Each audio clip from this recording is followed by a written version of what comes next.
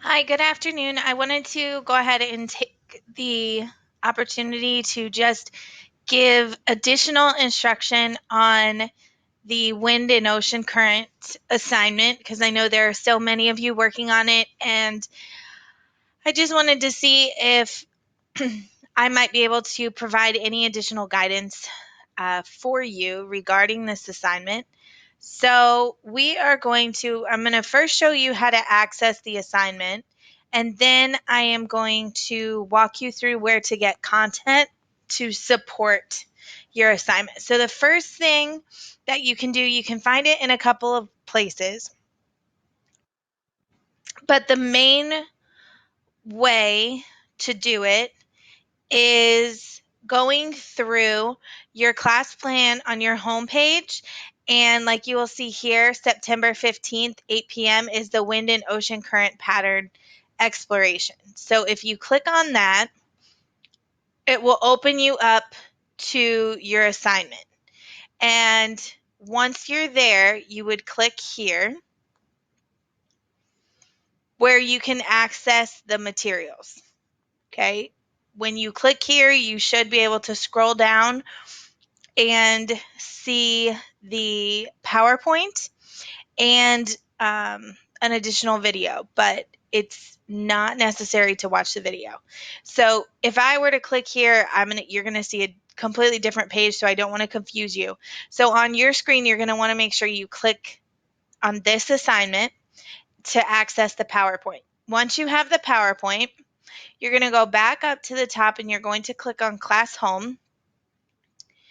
And you are going to find, and again, you only have these first four blocks. You don't have this last one, and that's fine. So you're going to click on Unit 1, and it will launch. And then it will take you to the Unit 1 content.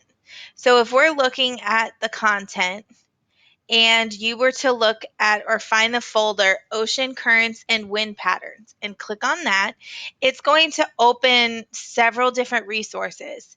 You have your assignment here. Oops. No, you don't. Sorry, you have your assignment here. And um, that assignment, you're most likely going to want to use this folder here in order to access the material. So if you go to that folder, it opens it up to several different things, but this first one is going to be most important for you. Once you are in this lesson, it's a reading source where you can go through and you can read about wind and ocean current patterns. When you get to the second page, it's specifically talking about surface currents, and they have a diagram here for you. However, the diagram is kind of small and it's not showing you the entire Earth. So the best thing for you to do is to click down at the bottom where it says surface currents. Now, looking at what you see here, you have the currents that are included on the assignment. So what you would have to do is in PowerPoint or printing it out and drawing on it, you would then have to draw the currents that they are asking for in your directions. Okay. Then if you were to continue reading, you will get to the winds. And if you click on the wind patterns, again, it's going to bring up additional winds for you. There are two things from the assignment that are not listed on this map, and those are the gyres. You have the northern subtropical gyre and the southern subtropical gyre. And a gyre is basically a wind pattern that's just going in a circle. That's very powerful, that's potentially causing the ocean to go into a whirlpool kind of motion. So your northern subtropical gyre is going to be this circle right here, and your southern subtropical gyre is going to be here. Okay, so that should hopefully help you with where you're supposed to label and draw things. Okay. So once you've done that, again, you can continue reading if you want. This map in particular, it You can scroll through and it'll show you the ocean currents. They're just not labeled. And then it'll show you the wind currents on top of it. And then it combines them together so you can see that.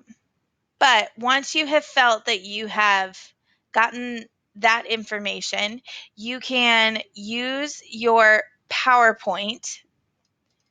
And I'm going to open this up and I'm going to show you, many of you watched my video earlier about PowerPoint and how to go through doing this. And a lot of you said you did not have the draw tab at the top. So we've found another way to do this if you're still having trouble.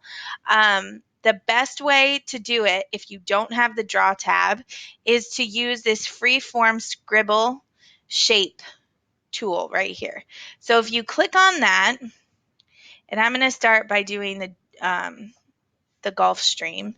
So I'm going to take my pencil and I'm going to draw my arrow going this way. And now I have my arrow. And I can simply change the outline. So I might want it to be a brighter blue. And then I would just go back and I would continue to draw my arrows. Okay, and you would have to do this until you have all the arrows you want.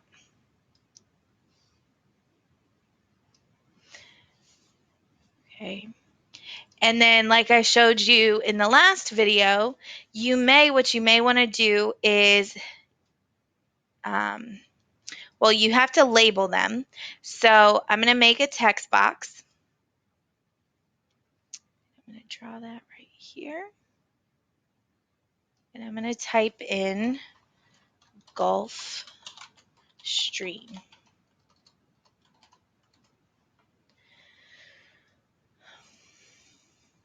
And then I think it's kind of difficult to read it. So for me, I want to highlight it so it stands out.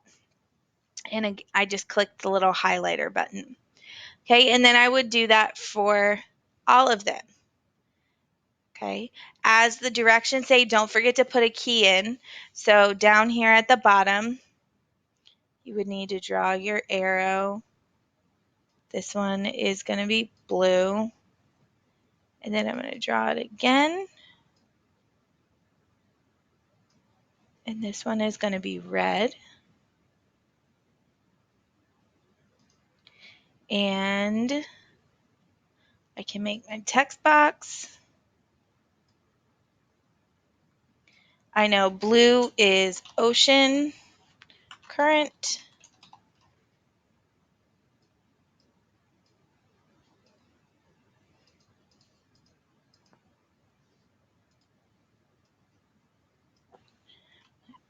Copy and paste that. And red I have as wind current. Or wind pattern. Probably a better explanation. So I have my key here, and then I would go through and I would continue drawing my arrows on the map. So I really hope that's helpful to you guys. I do apologize for this being so complicated, but again, it wasn't so much, I don't think it was so much what you had to do, it was just how you were to go about doing it. So I hope this helped.